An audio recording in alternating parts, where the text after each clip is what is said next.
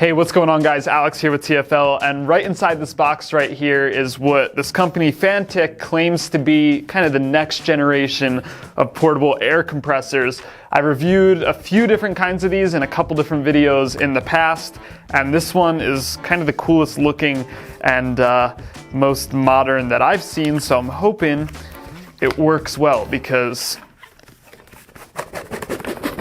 it looks like a really cool product. So here we go, the Fanttik X8 Apex air inflator.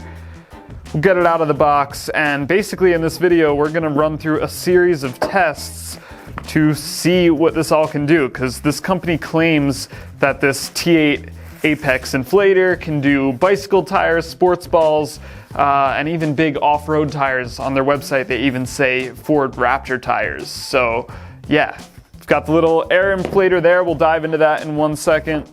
Want to check out what else comes in the box, because there is a little bit of an accessory kit underneath here. And in case you're curious, this is a Kickstarter project right now, so final pricing has not yet really been announced, but you can go on Kickstarter and back it for, I believe it's $80, and that gets you early bird access to this, and if you're not one of the first, then it's gonna go to $100. That's still introductory pricing, but should be probably under $200 once it's finally released. So inside that little accessory kit, we have this hose here, and I believe that just screws into the top. So there you go, that's what you're gonna use to actually air up. And then we've got a little pouch to put everything in, a user manual, and then just a couple more accessories in here. So we've got a USB Type A to Type C cable for actually charging this unit up, and then a couple of adapters for filling other things than tires. All right, so before we start actually airing things up, let's just take a quick look around this product. And first things first, gotta do a slow reveal of the screen right there. And before we turn it on, I'll just kind of show you the outside of it. So we have some vents on either side. That's obviously where this is gonna pull in air from. On the bottom here, a couple of ports. We have a USB Type C input for charging this unit up, and then a USB Type A out for charging something like a cell phone. This does have a about a 2600 milliamp hour battery inside. So not only can you use it to air up, you can also use it to charge up your devices. Simple controller here on the front. So you've got a power button in the center, hold that, the screen comes to life. It's pretty basic, just, you know, digital LCD screen with white letters, but it looks pretty sleek, pretty good. Got a battery indicator up top. This middle row will show you your current pressure. It's not hooked up to anything right now, so 0 PSI, and then showing you what you're set to. You can adjust that with the plus or minus.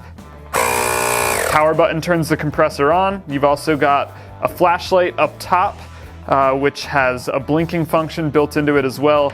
And then lastly, you've got different modes. So right now I'm in just kind of the general basic do anything mode, but you've got a car mode, you've got a bicycle mode, or sorry, I think that was car mode, motorcycle mode, bicycle mode, and then a sport ball mode. And in every single one of these modes, you can change the units as well. So yeah, there you go. There's a little walk around of this air inflator. And I do need to mention that Fanttik sent us this product for review. We did not pay for it ourselves. Fanttik did not pay us anything extra for this video either, besides just sending us the product, and we're going to review the product on its own merits. All right, so we're just gonna start working our way up in size for things we're gonna inflate. First up is this extremely flat soccer ball. So I'm gonna put the needle on the end here. On the website for this product, it says it will fill a sports ball up from 80% to 100% full in about 8 seconds. And this is definitely less than 80% inflated. So we'll just have to see exactly how long it takes. I've got my stopwatch here. It says it takes 7 to 10 PSI. We'll go all the way with it. So we'll go into sport ball mode, 10 PSI, set on there. We'll insert our needle here. And just hit the power button.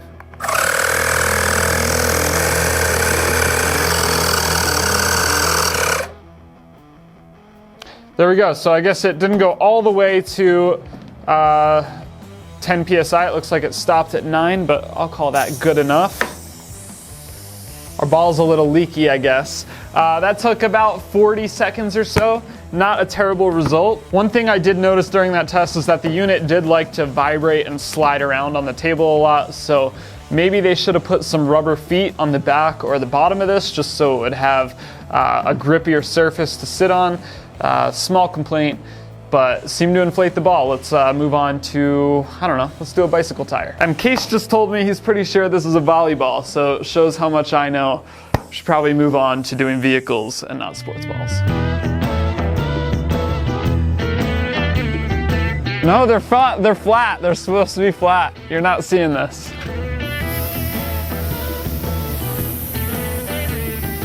All right, for the next test, I've pulled out Tommy's Barbie bike, and it's got a really flat front tire here. So on the side of the tire, it says to inflate from 40 to 65 PSI. It seems a little excessive. So we'll go on the lower end of that. We'll go to 40 PSI. So same deal here. I'm gonna turn on this device, let it power up. Funny enough, after just one inflation of the volleyball or soccer ball, we're down to half battery, it looks like. So not looking too promising for a big off-road 35-inch tall tire, but we'll just have to wait and see when we get there. I'm gonna go into the bicycle mode, and it's preset to 45 PSI. I'm just gonna lower that down to 40, hook up the hose to the bike tire. It's reading 0 PSI right now. I will go ahead and get my stopwatch out here and just hit go.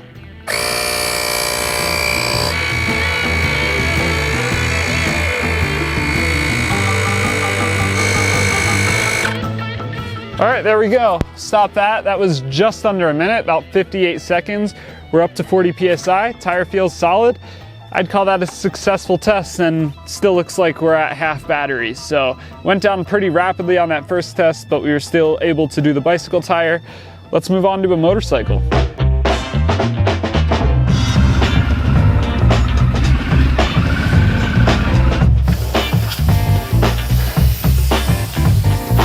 Okay, so this Triumph tire is now properly flat. As you can see, I can push it in. It's sitting pretty flat on the bottom. So same deal as we've done with all the other tests. I'm gonna switch it here into the motorcycle mode right there.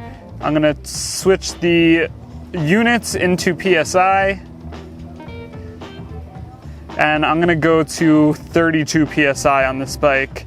Hit the power button, hit start.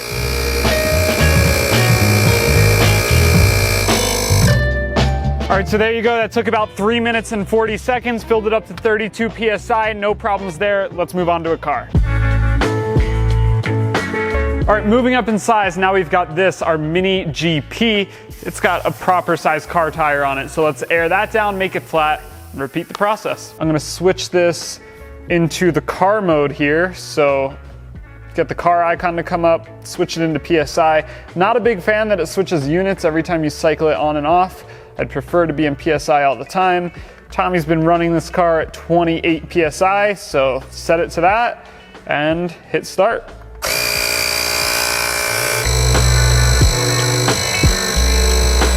Okay, so just about 4 minutes and 20 seconds to go from completely flat to about 28, 29 PSI on this tire, which, let me get you the size real quick, is a 215/40/17. So definitely kind of a wide tire, not as wide as you can possibly get. But the real question is, how does this work on an off-roader?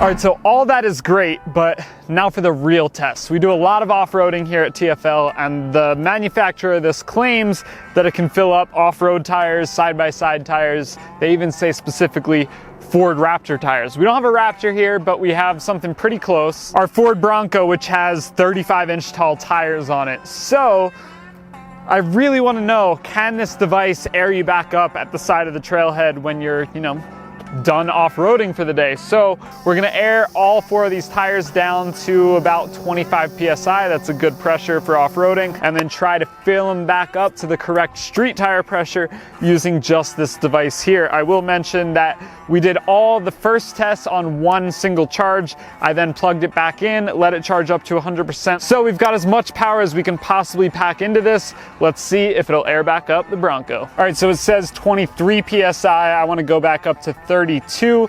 23 is a little bit off from my gauge that I aired it down with. That said 25. When we get this aired back up though, we'll do a little comparison to see exactly how accurate this is. We're going up to 32, press the button, let's go.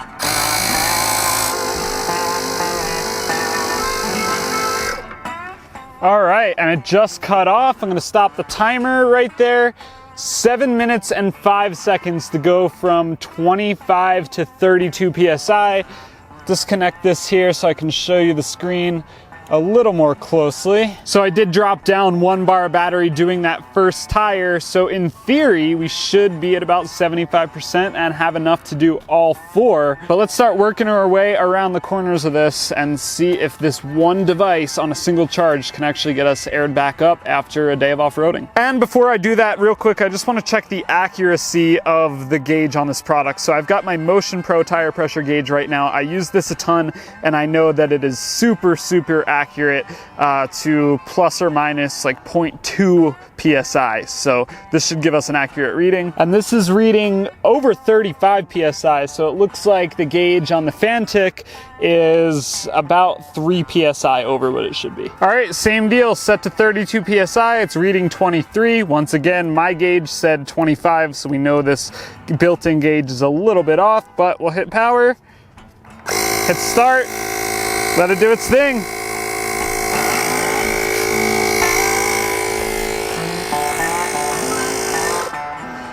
Okay, and there we go, 7 minutes and 40 seconds, so a pretty consistent time.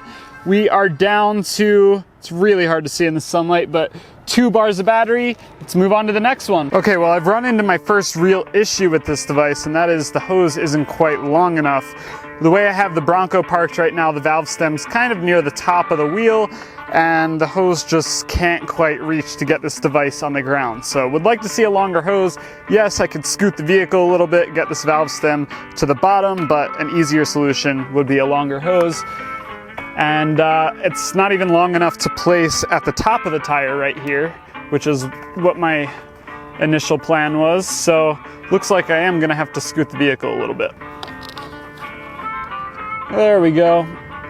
That is more like it. All right, here we go once again. Back to car mode. Back to PSI. And set to 32.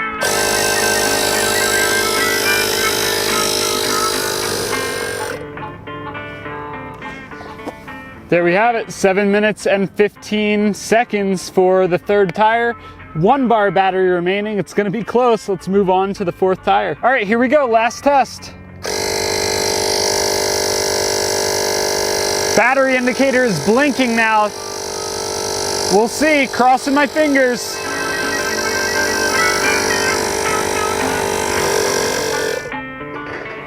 And there we go, about 3 minutes and 30 seconds into filling up the final tire. It looks like this compressor finally gave up, and well, it just ran out of battery. So it needs a recharge. I honestly didn't expect it to get through 3.5 tires. That's more than I was expecting. I think this cut out right around 26, 27 PSI.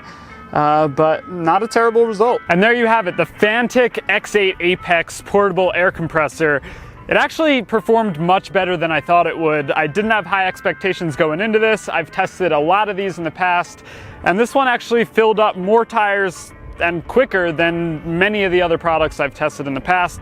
Yeah, we didn't make it through a full set of Bronco tires, but I didn't expect it to anyway. So getting through 3.5, I think, is good enough. So should you use this to air down your tires when you're going off-roading? Probably not. I'd rely on something a little quicker with a little more oomph, but if you need something in a pinch, this is not a bad product to store inside your vehicle. It's small, it's sleek, and just well thought out. I like that it shuts off automatically when it's at the right pressure, and just the whole experience of it. It's solidly built, the unboxing experience feels like an Apple product. That's something I'm a big fan of. So all in all, for the money, I think it's a good product, but I wouldn't make it your end-all be-all for airing up big 35s when you're going off-roading. Anyway, thanks for watching. Don't forget to head on over to tfl-studios.com so you don't miss any of our content. We'll catch you in the next video.